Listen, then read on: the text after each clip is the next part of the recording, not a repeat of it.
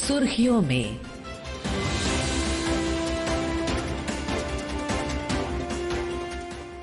ये आकाशवाणी है। प्रस्तुत है कार्यक्रम सुर्खियों में।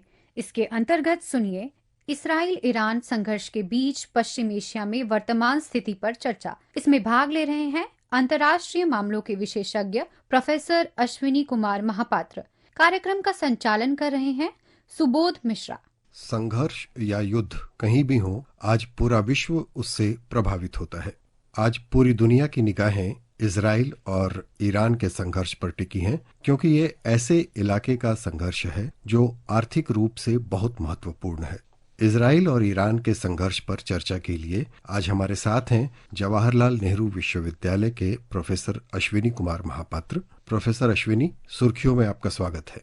धन्यवाद जी। सबसे पहले क्या आप हमारे श्रोताओं को बताना चाहेंगे कि ईरान और इजराइल के बीच अभी जो संघर्ष चल रहा है उसकी राजनीतिक जड़ें क्या है और ये संघर्ष किस तरह से क्षेत्रीय राजनीति को प्रभावित कर रहा है? राजनीतिक पर्सपेक्टिव पे देखा जाए, ईरान जो है वेस्ट एशिया में, जिसको पश्चिम एशिया कहते हो, एक भारी पावर होके उभरा है और इजराइल भी इस तरीके से एक पावरफुल रीजनल एक्टर है। तो दोनों के अंदर एक कॉन्फ्रंटेशन होना तो एक स्वाभाविक है, क्योंकि दोनों कोशिश करते हैं कि पश्चिम एशिया में किसकी ज्यादा इन्फ्लुएंस रहे।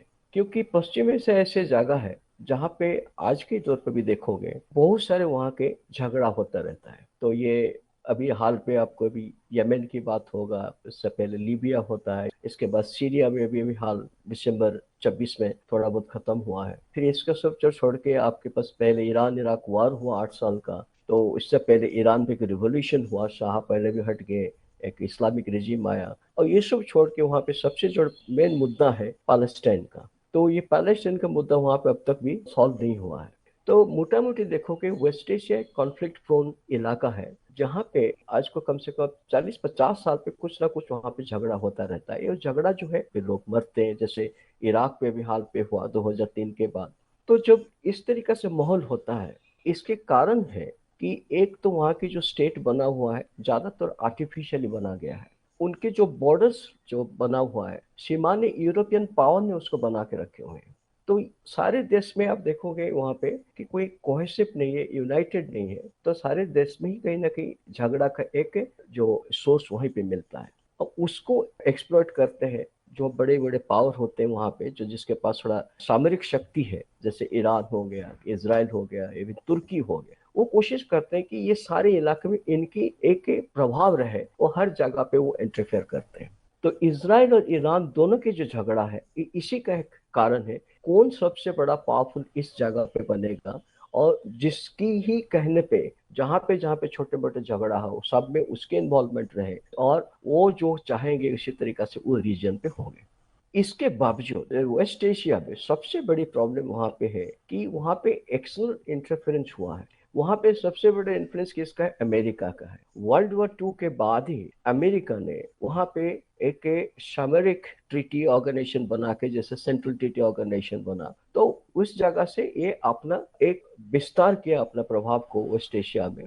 तो कहीं ना कहीं जो वहां की लोकल पावर है, जैसे ईरान हो गया, इससे पहले सीरिया था, ये बाहर के जो इन्फ्लुएंस को वो अपोज करते हैं, रजिस्ट करते हैं। वो कहते हैं कि ये एक तरीके से एक छत्रवाद है, इंपीरियलिज्म है और उसको वो खिलाफ है। दूसरी बात है, अमेरिका की मिलिट्री प्रेजेंस के साथ साथ वो इजराइल को सपोर्ट करता है। तो इजराइल की जो सर्वाइवल है कहीं ना कहीं अमेरिका के सपोर्ट पे भी ये डिपेंड करता है। तो इजराइल को जितने सारे मुस्लिम कंट्री इस तरीके से वो इजराइल को एक बाहर का देश मानते हैं, कहते हैं कि एक स्टेट ऑफ सेटलर्स की स्टेट है, जो बाहर से जीव लोग आए थे वो इस स्टेट को बनाए। और ये बनाए कहाँ पे? जहाँ पे पालस्तीनियन रहते थे। तो मुद्दा ये है, जितने सारे वहाँ के रीजनल पावर है, ये इजराइल को अपोज करना, अमेरिका को अपोज करना, उनका एक लेजिटिमेसी का एक सोर्स बनता है। तो इसी परिप्रेक्ष्य में देखोगे, ईरान जब से रेवोल्यूशन हुआ 1979 के बाद, ये दोनों को ही उनको एक शैतान मानता है। अमेरिका को कहता है बड़ा शैतान है, इजराइल को छोटा शैतान है। तो उसी को लेते ही ईरान की फॉरेन पॉलिसी आगे बढ़ी हुई है। आज की डेट में जो झगड़ा हो रहा है ये इसका ही एक रिजल्ट है। इजराइल कहता है कि ईरान बहुत जल्दी एक न्यूक्लियर वेपन स्टेट बन जाएगा, क्योंकि ये कम से कम आज को 22 साल से एक न्यूक्लियर वेपन प्रोग्राम चला रहा है। बहुत जल्दी इसको हम इंटरनेशनल कम्युनिटी उसमें इंटरफेयर नहीं करेंगे, इसके पास न्यूक्लियर वेपन आ जाएगा। साथ साथ ईरान ने बैलिस्टिक मिसाइल्स की जो है एक इकट्ठे कर लिया है। जब ये भी हाल पे आप देखे होंगे इजराइल पे अटैक हो रहा है, इवन की जो हाइपरसोनिक मिसाइल्स भी उसके पास है, कम से कम 15 से लेकर 2000 पर किलोमीटर की वो अटैक कर सकता है। तो उस पे कई न्यूक्लियर बम लगा देगा तो क्या होगा इजराइल को? तो इजराइल कहता है कि उसका एक सर्वाइवल का थ्रेट है ईरान। अब ईरान न्यूक्लियर वेपन स्टेट हो जाएगा तो इजराइल की जो अस्तित्व है वो खतरा में आ जाएगा। ईरान कहता है कि इंडिपेंडेंट कंट्री है, उसका हक है वो अपना न्यूक्लियर वेपन बना सकता है। उस पे ईरान राजी हो नहीं रहा है कि एनरिचमेंट को वो छोड़ दे। लेकिन इजराइल कहता है कि जब तक ईरान ये न्यूक्लियर प्रोग्राम नहीं छोड़ेगा तब तक ईरान उसके लिए खतरा होगा। तो ये जो युद्ध है इसी के दोनों कारण के लिए है। अभी जो संघर्ष चल रहा है, आपने जैसे उसकी पूरी ऐतिहासिक पृष्ठभूमि बताई, अभी का जो संघर्ष है उससे क्या पश्चिम एशिया में शक्ति संतुलन बदल रहा है, खासकर ईरान, इजराइल और सऊदी अरब के बीच? संतुलन बदल जाएगा। जिस तरीके हम देख रहे हैं कि इजराइल ने जैसे ईरान के ऊपर अभी एरियल बम्बार्डमेंट किया है 4-5 दिन से, वो इजरायली क्लेम करता है कि उनके बहुत जगह जहाँ पे न्यूक्लियर प्रोग्राम जब बनता है उस पर वो अटैक किया न्यूक्लियर साइट को। और कितना जो सक्सेसफुल हो ना हो दूसरे बात है, लेकिन ये कहीं ना कहीं ईरान को कमजोर कर दिया है, क्योंकि ईरान को इंटरनेशनल कम्युनिटी सपोर्ट नहीं आ रहा है। अभी हाल पे राशिया ने, चाइना ने उसको कहा कि उसको सपोर्ट करेंगे, लेकिन एक बात में सपोर्ट करेंगे कि अमेरिका कहता है कि रेजिम चेंज, सत्ता वहां पे बदल जाए। राशिया, चाइना नहीं चाहते कि सत्ता वहां पे बदले। लेकिन इशू ये है कि ईरान जब वीक हो जाएगा, और ईरान कहीं ना कहीं इससे कंसेशन देता है, जैसे अभी कल ही प्रेसिडेंट ट्रंप ने कहा कि उनको 2 हफ्ता का समय है और नेगोशिएशन चले। मुझे लगता है कि नेगोशिएशन में कहीं ईरान ज्यादा ही कंसेशन दे देगा तो ईरान की जो एक इन्फ्लुएंस था रीजन पे, क्योंकि इसने काफी ज्यादा अपना प्रॉक्सी बना के रखा था, जैसे हिजबुल्लाह, हमाज और इराक के दक्षिण में हुतीज, यमन में, इनकी ही मनोबल कहीं टूट जाएगा। तो ईरान की जो एक रीजन पे इन्फ्लुएंस था ये कम हो जाएगा। लेकिन यहाँ पे क्वेश्चन होता है, जब ईरान का इन्फ्लुएंस कम हो जाएगा वहां पे एक पावर वैक्यूम होगा। ये नहीं कि इसके फायदा सऊदी अरेबिया को मिलेगा, ये नहीं कि इसके फायदा इजराइल को मिलेगा, ये भी हो सकता है। सारे कंट्री फिर कोशिश करेंगे, जो एक पावर वैक्यूम होता है वो कौन जाके उसको फिलअप करता है, कौन एक बड़ा एक्टर होके इमर्ज करता है। जैसे 1967 जो जून वार हुआ था, उसी टाइम में इजिप्ट लीडरशिप ले रहा था सारे पश्चिम एशिया में। जब भी 67 जून वार में इजिप्ट की हार होता है और 69-70 में नासर की देहांत होता है, इसके बाद इसी तरीके पावर वैक्यूम हुआ। उस पर सारे कंट्री लग पड़े कौन इनका नेता बनेगा। ईरान तो नहीं लग पाए क्योंकि इसके बाद में रिवोल्यूशन हो गया, लेकिन शाह जरूर कोशिश किए, सद्दाम हुसैन कोशिश किए, असाद सीरिया की वो भी कोशिश किए, लीबिया के गद्दाफी भी कोशिश किए। ये लीडरशिप के जो कंपटीशन में क्या रिजल्ट निकला, जो एक रीजन था जैसे अनस्टेबल पहले था ऐसे ही हुआ। इसके साथ साथ जहां पे पावर वैक्यूम होता है, ये सबसे बड़ा खतरा है कि एक इस्लामिक एक्सट्रीमिज्म बढ़ जाता है। ये हमारा देश के सबसे इंटरेस्ट की बात है कि जब इस्लामिक एक्सट्रीमिज्म वहां बढ़ेगा, कहीं ना कहीं ये इसके इम्पैक्ट इंडिया पे भी आ सकता है। आपने इंडिया पर असर की बात की, और इससे पहले जैसा अभी आप क्षेत्रीय संतुलन की बात कर रहे थे, शक्ति संतुलन की, तो क्या अब हम मान सकते हैं कि जो अब्राहम एकॉर्ड्स जैसी जो कूटनीतिक पहल है उसका अब कोई अर्थ नहीं रह गया है?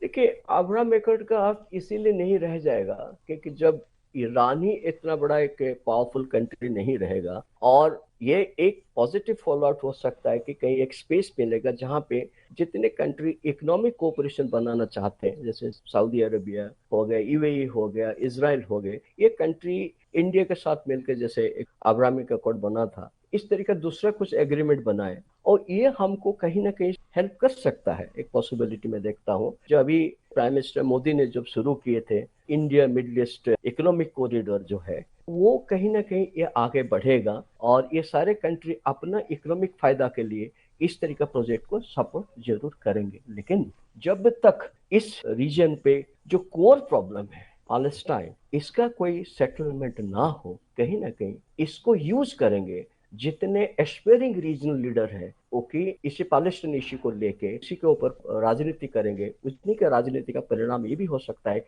Instability again in the region. Ashwini ji, अभी का जो संघर्ष है ये भारत की ऊर्जा सुरक्षा को किस हद तक प्रभावित कर सकता है? देखिए, प्रभावित करेगा इसीलिए कि जो वहाँ पे स्टेट ऑफ हॉर्मुज है, जो ईरान के नॉर्थ ऑफ हॉर्मुज जो है ईरान जी की जी। अंडर में है, वहाँ पे करीब आपकी इसे 73 बिलियन बैरल्स ऑफ ऑयल वहाँ पे जाता है। से मोटा मोटी जो 1/3 जो वर्ल्ड की जो ऑयल जी सप्लाई जो है ये भी हमारा ऊपर इफेक्ट करेगा, क्योंकि एक पॉसिबिलिटी है कि उसको बंद कर दे, कि उसके चौक पॉइंट जिसको उसको बंद कर देगा तो वहाँ पे जो ऑयल टैंकर आते हैं वो आगे नहीं बढ़ सकते हैं। तो जब ऑयल की सप्लाई थोड़ा कम हो जाएगा, यहाँ पे ऑयल प्राइस बढ़ जाएगा, ये सबसे बड़ी चीज है। और इसके साथ साथ ऑयल प्राइस बढ़ेगा, सारे कमोडिटीज का सारे चीज हम जो कंज्यूम करते सारे का प्राइस बढ़ जाएगा। तो ये सबसे बड़ा खतरा है। और दूसरा खतरा पॉलिटिकल खतरा, जो मैंने कहा लॉन्ग टर्म में, मुझे लगता है कि कहीं पे वहाँ पे एक कहीं पावर वैक्यूम वहाँ पे क्रिएट होता है।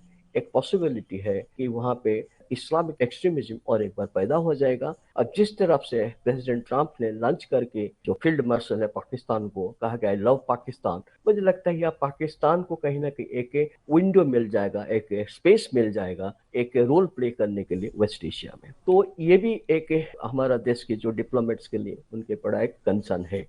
अगर हम देखें कि इसको अभी किसी तरह से कूटनीतिक पहल से अभी की स्थिति में रोक दिया जाए, जैसा कि कई देश इसके लिए प्रयास कर रहे हैं और अमेरिका ने भी 2 हफ्ते का वक्त दिया है, क्योंकि इजराइल चाहता है कि जो ईरान का सबसे बड़ा न्यूक्लियर एस्टैब्लिशमेंट है उसको तबाह कर दिया जाए, लेकिन उसके लिए बंकर बस्टर बम डालने के लिए उनको अमेरिकी विमानों की आवश्यकता है और वो अमेरिका देने से कतरा रहा है या रुक रहा है या हिचकिचा रहा है। क्या अभी जो हालत है, अगर मामला यहीं तक रुक जाता है तो क्या हम मान सकते हैं कि आगे ईरान पर आर्थिक प्रतिबंधों को और सख्त किया जा सकता है? देखिए, जो भी डील होगा इसका पहला प्री कंडीशन ईरान के साइड पे रहेगा कि जितने भी आर्थिक प्रतिबंधक है, सैंक्शन है, उसको धीरे धीरे करके हटा जाए। क्योंकि जब वो हुई एग्री करेगा कि एनरिचमेंट आगे करेगा नहीं और इसके जितना न्यूक्लियर प्रोग्राम जो IAEA है उसके सर्विलेंस में आएगा, वो जिस तरीके से कहेंगे वो मानने के लिए तैयार हो, ईरान के लिए बहुत बड़ा कंप्रोमाइज है।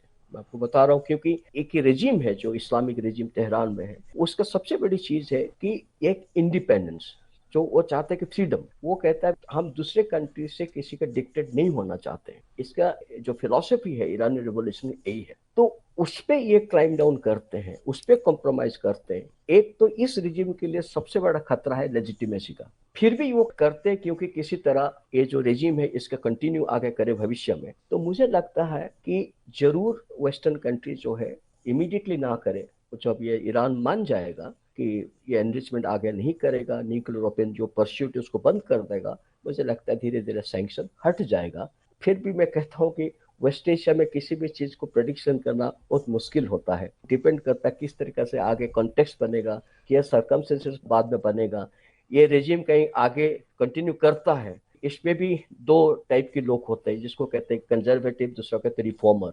रिफॉर्म करने वाले लोग कहीं पावर में ना आए, सत्ता में कोई कठोरवादी इस्लामिस्ट आ जाता है तेहरान पे, तो उसका क्या अप्रोच रहेगा, वो किस तरह से ईरान को आगे बढ़ाएगा, वो भी देखने वाली बात है।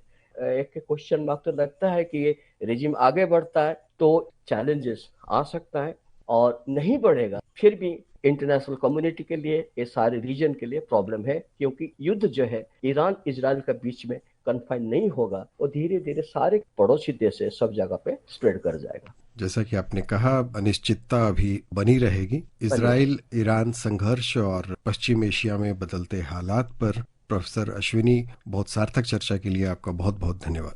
धन्यवाद। अभी आप सुन रहे थे इसराइल ईरान संघर्ष के बीच पश्चिम एशिया में वर्तमान स्थिति पर चर्चा। इसमें भाग ले रहे थे अंतर्राष्ट्रीय मामलों के विशेषज्ञ प्रोफेसर अश्विनी कुमार महापात्र। कार्यक्रम का संचालन कर रहे थे सुबोध मिश्रा। यह कार्यक्रम आकाशवाणी के समाचार सेवा प्रभाग द्वारा प्रस्तुत किया गया। इसे आप हमारे mobile app news on AIR और YouTube channel news on AIR official पर भी सुन सकते हैं। इस कार्यक्रम के संबंध में अपनी प्रतिक्रिया आप हमें ईमेल या व्हाट्सएप के माध्यम से भेज सकते हैं। ईमेल का पता है airnsdtalks@gmail.com और व्हाट्सएप नंबर है 9289094044।